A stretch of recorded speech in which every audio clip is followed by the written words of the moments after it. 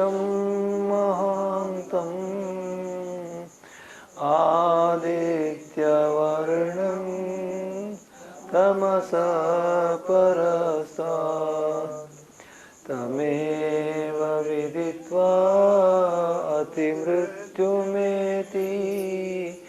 नान्यः पन्था विद्यते जनाय। ओम शांति शांति शांति। योग प्रिय बंधुलारा, मातृशक्ति ఈ అంతరంలో మనము ఆత్మనిరీక్షణ గురించి ఆలోచిస్తున్నాము. ఆత్మనిరీక్షణ గురించి నేను కొన్ని విషయాలు నేను చెప్పడానికి ప్రయత్నించినాను. ఆత్మనిరీక్షణ తర్వాతనే మానవుడు ఉన్నతిని ప్రారంభం చేస్తాడు, అవనతి నుండి తప్పించుకోగలుగుతాడు.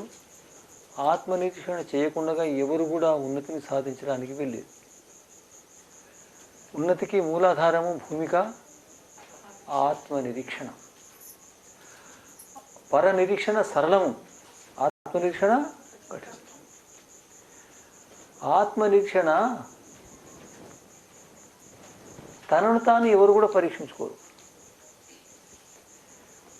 పరీక్షకుడు తానే, పరీక్షణీయుడు తానే. అక్కడ మార్పు వస్తుంది. కాబట్టి అది తప్పనిసరి చేయవలసింది. మనలను మనమే పరీక్షించుకోవాలి.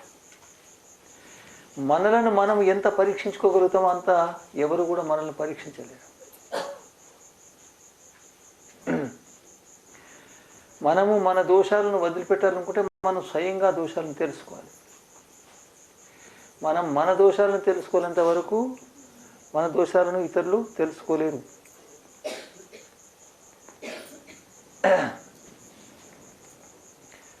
మనుష్యుడు తన దోషాలను తెలుసుకోవడం ప్రారంభం చేసి వ్యాకులుడైపోతాడు.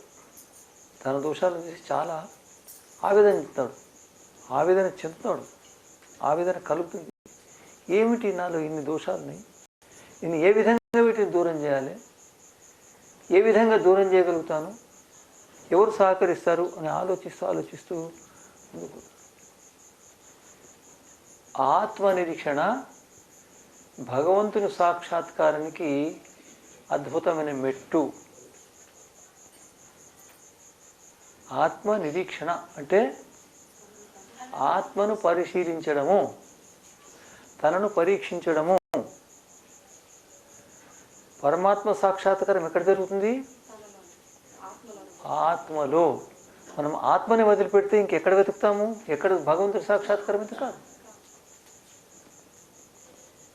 పరమాత్ముని సాక్షాత్కారము, పరమాత్ముడు అంతటి వ్యాపకుడు, కానీ తాను ఎక్కడున్నాడో అక్కడనే సాక్షాత్కారం అవుతుంది. ఆత్మలో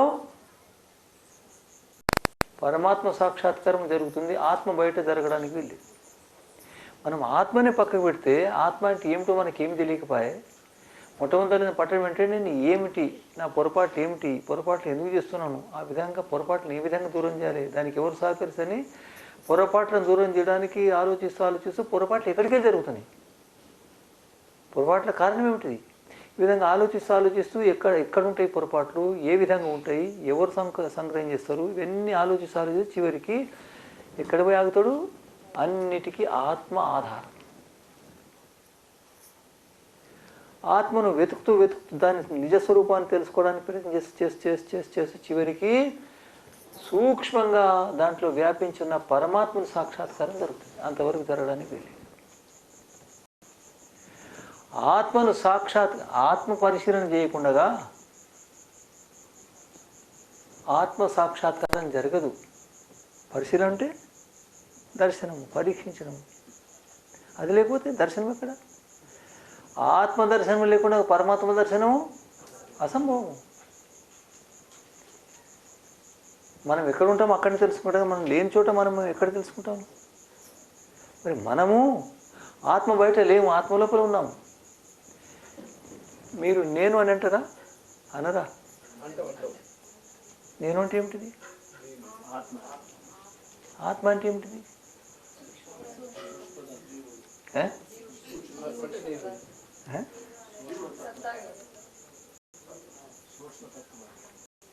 అంటే ఏమిటి, ఎట్లా ఉంటుంది అది?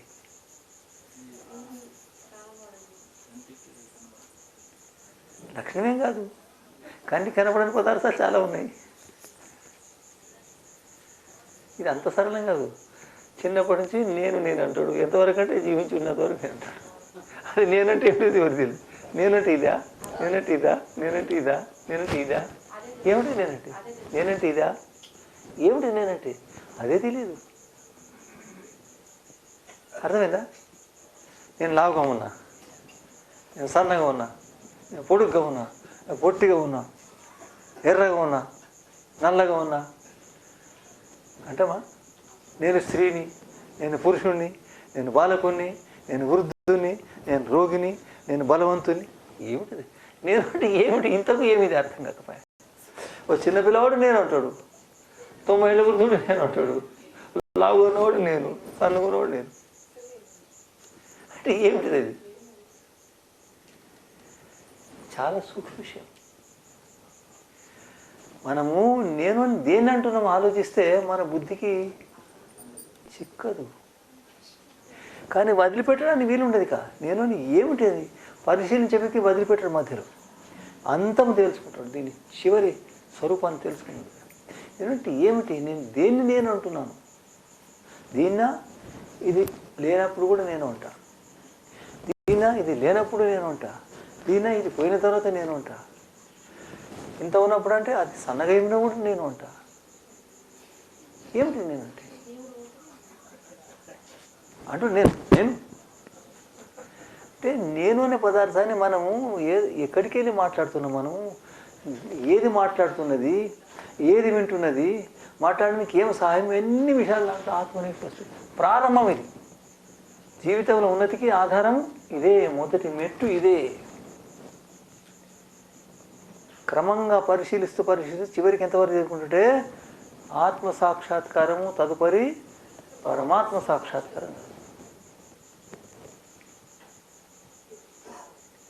తనను తాను పరిశీలించడము అవసరం, కఠినం కూడా. తనను తాను పరిశీలించడం ప్రారంభం చేస్తే మనుషుల్లో అద్భుతమైన మార్పులు వస్తాయి. ఏమంటే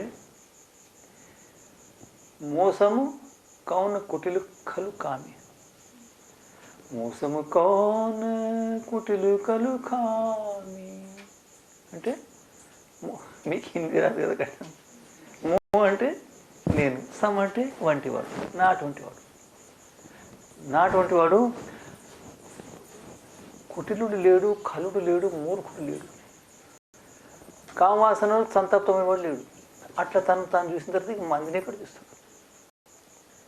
ప్రపంచములో నా అటువంటి మూర్ఖుడు లేడు, నా అటువంటి దుర్గుణుడు లేడు అని తెలుసుకున్న తర్వాత ఇక మందిని పరిశీలించే అవకాశం ఉండదు. అర్థమైందా? ఈ స్థితి వస్తుంది. తన లోపల ఉండే బలహీనతలను, దోషాలను, కుటిలత్వాన్ని పరిశీలిస్తూ నిర్వేదాన్ని, ఏమంటారు దాన్ని, ఒక విధంగా ఇస్తే తనను తాను ఏవగించుకొని ఏమిటి ఈ స్థితిలో ఉన్నాను, ఏమిటి నేను పైకి రాగలుగుతాను, ఎట్లా రాగలుగుతాను, ఇంత స్థితిలో ఉన్నాను. అప్పుడు ఏమనిపిస్తుందంటే మంది కండలో నలుసుంటే ఏమవుతుంది? దూలం లెక్క కనిపిస్తుంది. మన కంటిలో దూలం ఉంటే నలుసులే కనిపిస్తుంది. ఆత్మనిరీక్షణ చేసే వ్యక్తికి పరనిరీక్షణ చేసే అవకాశం ఉండదు, ఇష్టమే. నన్ను నేను తెలుసుకోవడానికి ప్రయత్నం చేస్తూ నాలో దోషాలను చూస్తున్నాను, వీటిని నేను దూరం చేయలేకపోయినాను, మంది గురించి నేను ఏం ఆలోచిస్తా, నేను ఏం చేస్తా, ఏమవుతుందాను, నన్ను నేను మార్చుకోవడం లేదు, నా బలహీనతలను, నా కొరతలను నేను దూరం చేయలేకపోతున్నాను, ఇతరుల గురించి ఆలోచించి ఏమి సాధిస్తా? అనవసరం. నేను ఒక్కడిని పవిత్రంగా మారిపోతే నేను ఇతరులను పవిత్రంగా మార్చగలుగుతాను. అతడు ప్రయత్నిస్తాడు.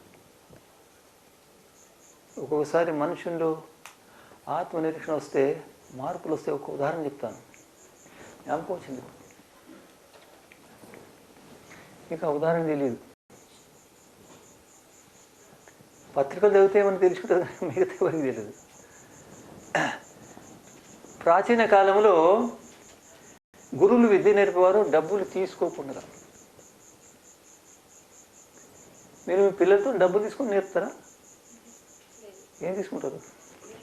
ఇస్తారు, నేర్పుతారు. ఈ విద్యార్థులు నా పిల్లలు అయినప్పుడు నేనేం అడగాలి? వాళ్ళు ఎక్కడికి వెళ్ళి ఇస్తారు పిల్లలు? నేను చదువుకుంటాను. పైసలి సంవత్సరానికి 2 లక్షలు అయ్యా మామూలు అమ్మితే కూడా రాదు పైసా. ఏ వ్యక్తి అయినా విద్యార్థిని పైసలు ఆశించి చదువు నేర్పుతానంటే నేను దాన్ని తట్టుకోలేను. శిశువు అతనికి విద్య కావాలి. విద్య కొరకు వచ్చినాడు. మీకు విద్య తెలుసు, నేర్పండి. నెలకు 500 రూపాయలు ఎక్కడికి వెళ్ళేవాళ్ళు? నేను నేర్చుకోవడానికి వచ్చిన, నాకు విద్య రాదు, నేర్పండి, నేను మనుషునైతా. ఇది విద్యనే, ఇది మొత్తం ఆ విద్య. మీరు చెప్పండి, తల్లిని తల్లి అనుకోని వ్యక్తిది విద్యనేనా, లేక తల్లిని అనుకునే విషయం విద్యనా? ఇప్పుడు ఈనాడు 11, 12, 13, 15, 16, 18 చదువుటోళ్ళు తల్లి అనుకుంటారా?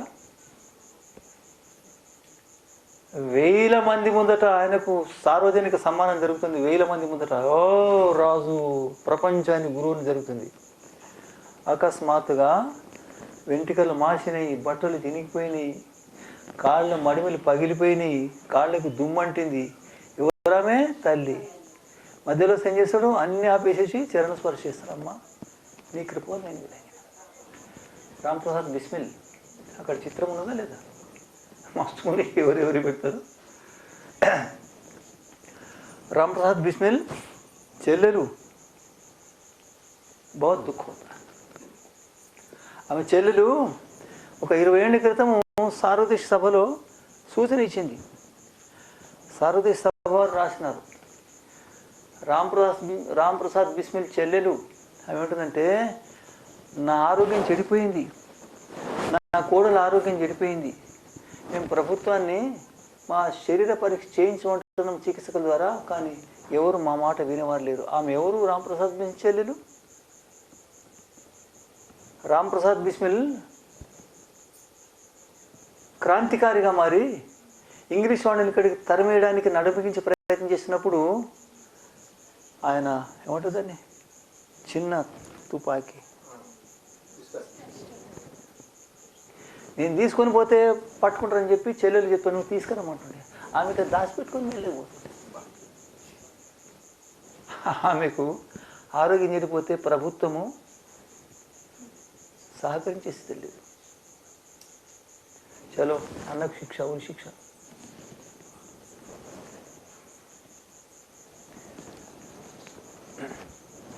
నీ చివరి కోరిక ఏమిటి? మా అమ్మని చూస్తా నేను, కిరీటం నాకు అవసరం, బంగారు కిరీటం. తల్లి వచ్చింది, ఏడుస్తుంది. అమ్మ నువ్వు నాకు పాలు ఇచ్చినావు, పెంచినావు, నీ పాలు సఫలమైనవి. నువ్వు నాకు జీవితాన్ని ఇచ్చినావు, నీ వలన నేను ఇట్లా అయినాను, నీ కృప ఇదంతా, నాది కాదు. ఎవరైనా అంటారా? తల్లి ఏడుస్తుంది. ఏడుస్తుందా? అడిగినాడు, అమ్మ ఏడిస్తే వస్తాడు రాంప్రసాద్? లేదు. నా రాంప్రసాద్ పోయిన తర్వాత దేశం స్వతంత్రం కాకపోతే నా దగ్గర కొడుకు, రెండో కొడుకు లేడు కదా, ఎట్లా కావాలి? ఇప్పుడు నేను సింహాసనం మీద కూర్చొని, నేను రాష్ట్రపతిని కావాలి, నేను ప్రధానమంత్రి కావాలి, నా కొడుకు ప్రధానమంత్రి కావాలి.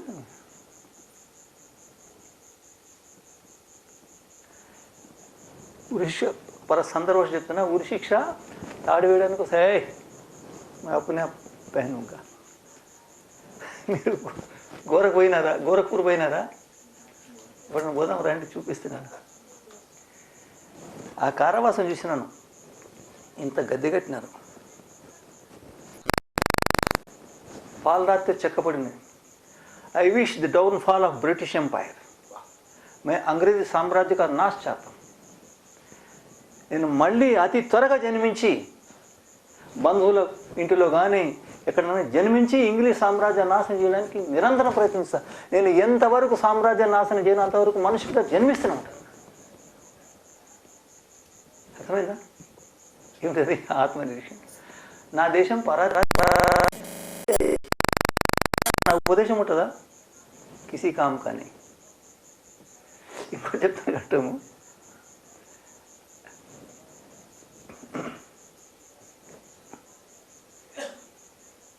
దుర్గా భాభి వినరా? పేరు ఎప్పుడైనా?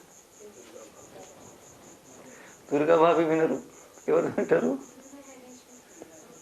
దేశం కాదమ్మా. ఆ ఇందిరాగాంధీ పేరు వింటారు, సోనియా గాంధీ పేరు వింటారు, ఇంకో గాంధీ. దుర్గా భాభి యశ్పాల్ అనుకుంటా ఆమె భర్త పేరు. ఇద్దరు క్రాంతికారులు యవ్వనంలో ఉన్నారు, వివాహమైంది, క్రాంతికారులు. ఒకసారి ఇక్కడ ఉంటారు, ఒకసారి అడవిలో, ఒకసారి ఈ ఇంట్లో, ఆ ఊర్లో. ఎటు ఉంటారు ఏమంటారు? భగత్ సింగ్ అనవసరం వదిలినాడు. క్రాంతికారులను పట్టుకోవాలి, లాహోర్ చుట్టుముట్టాడు. ఏం చేయాలి? క్రాంతికారులు అవివాహితులు ఉంటారు. ఇప్పుడు భగత్ సింగ్ ఏం చేయాలి అంటే, దుర్గాబాబు దగ్గర బాబీ నువ్వు భగత్ సింగ్ భార్యగా వేషమి, భార్యగా. వింటున్నారా? కథ కాదు ఇది. మై పత్ని బనుంగి భార్య వేషం వేసుకున్నది, భగత్ సింగ్ రక్షించి పూలమాల తీసుకొని భర్త కలకత్తాలో. దుర్గా, నీ అటువంటి భార్యను సంపాదించి నాకు చాలా గర్వము. నువ్వు భగత్ సింగ్ ప్రాణాలు రక్షించావు. ఆయన భర్త, ఈయన భార్య. ఇది ఎవ్వడు చెప్పేటోళ్ళు లేడు.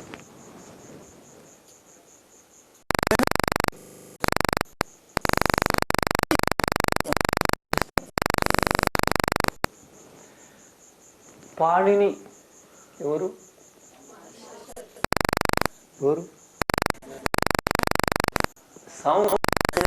అనేక ఆచార్యులు, ఆయన ఒక ఆచార్యుడు. ఆయన చదువుతుంది.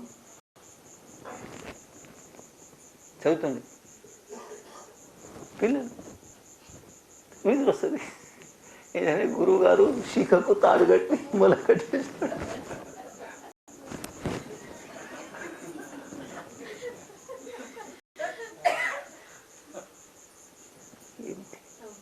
నాకు చదువు రాదా? నేను చదవలేనా? ఇదే శిక్షణ నాకు లేదు. ఎటు పోయినా ఎవరు మరి ఎట్లా వచ్చినంటే మహర్షి పాణినిగా ప్రపంచం ముందు వచ్చినమాట. అట్లా ఆత్మీయత జరుగుతుందా? మన చరిత్ర స్వర్ణ రతనకర చరిత్ర వినాలి, వినిపించాలి. వింటూనే ఉండండి, ప్రభావితులైతేనే ఉండండి. ఈ చరిత్ర మన నవతరానికి, రేపటి కర్ణధారులకు చెప్పడం లేదు. ఎందుకంటే ఈనాడు నేను చెప్తున్నా గట్టిగా, కాదంటే రండి. కానీ కాదని వాడెవడున్నా కదరాని క్రమం.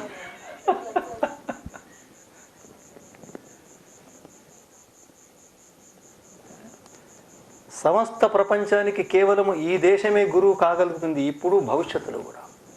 కారణం ఏంటంటే భగవంతుని అతి విలువైన జ్ఞానం అనేది ఇక్కడ, వేద జ్ఞానం. ఈ జ్ఞానాన్ని మనకు దూరం చేసేది, మనం వంచితులం అయిపోయినా ఆ దూరం, మనం దానికి దూరం అయిపోయి ఆ విద్యను తెలుసుకోకుండా చేసి కేవలం ఒక్క సంస్కృతి ఏమంటారు, మేము వికాసం సాధించినాం. వికాసం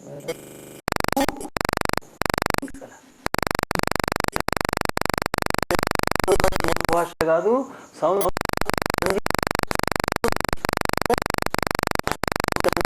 299 భాష, 98 భాషలుగా లేదా 3399 భాషలుగా.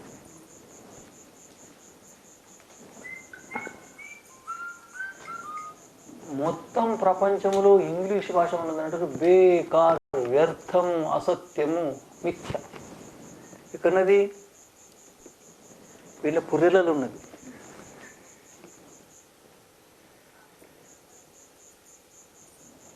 25 ఏళ్ళు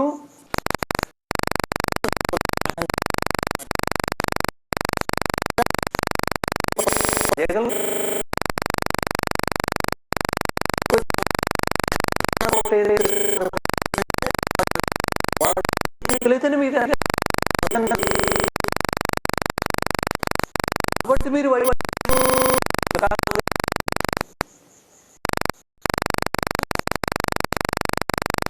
మీకు చెప్పని మీకే ఎవరు చెప్పకూడదు మీరు ఇక్కడ సంస్కృత భాష విజ్ఞానము.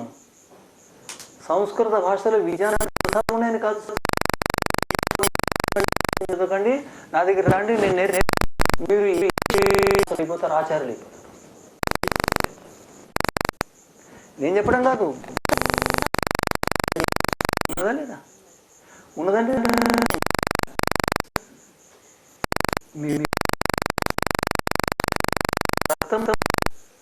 ఆ తపస్య మీ అనుగుణలు మన నాకు మీరు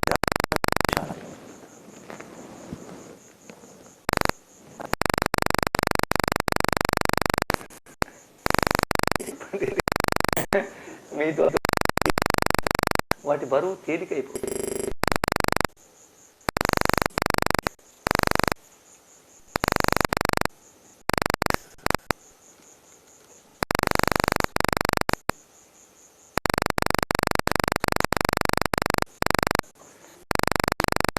సమయం మిగులుతుంది. 14 సంవత్సరాలు నేను గురుకులంకి వచ్చి క్లాసులకి ఈ 12 సంవత్సరాలు రాకపోవడం వల్ల నేను ఎంతో నష్టపోయాను. ఇది నా జరిగితే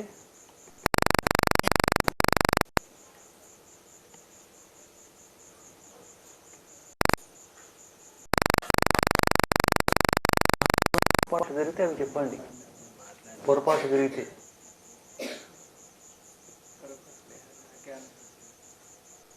ఇంకెవరైనా చెప్పండి.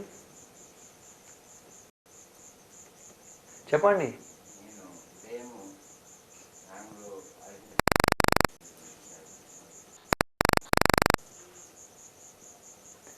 మీరు చెప్పడం ప్రారంభం చేస్తే ఆ దోషాలు లోపలికి వెళ్ళి బయటికి వెళ్ళిపోతాయి, లేకపోతే అవి అట్లే ఉంటాయి.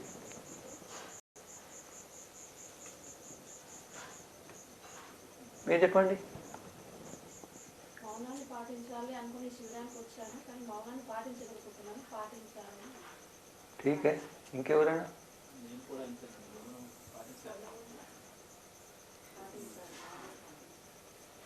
సమయం అనేది మన దగ్గర లేనందుకు, సమయం ఎంత అయింది, స్టార్ట్ అయిందా ప్రోగ్రామ్ అనేది తెలియకపోవడం నేను లేదే వచ్చాను. ఇంకెవరైనా? మౌనంగా ఉండాలనుకున్నాను. 3 సార్లు విఘ్నం అయింది. సాధన సమయంలో కాళ్ళు నొప్పులు, తర్వాత ఒక్కోసారి అక్కడ జరగడం, లేకపోతే బయట విషయాల గురించి అప్పుడు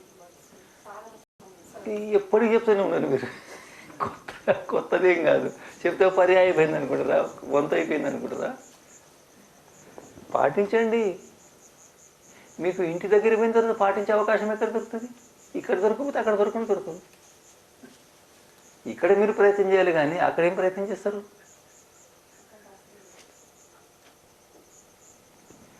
మీరు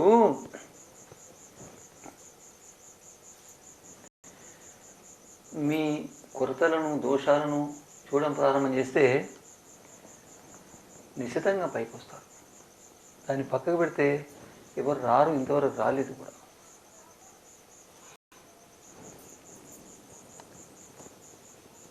ఇప్పుడు వారి పేరే పేరు నిన్న భజన పాడతాను చెప్పాను.